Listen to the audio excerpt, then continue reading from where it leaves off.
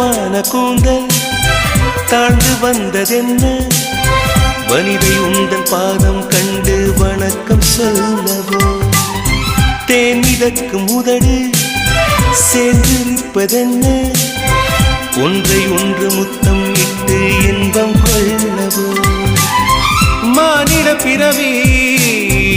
என்னடி மதிப்பு உன் கால் விரல் நகமாய் இருப்பது சிறப்பு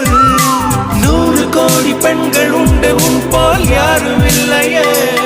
ஆனால் கண்ணி உந்தன் கண்கள் மட்டும் காணவில்லை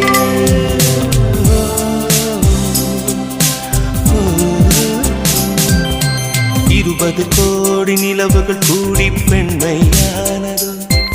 என் எதிரே வந்து புன்னகை செய்ய கண் கூசுதோ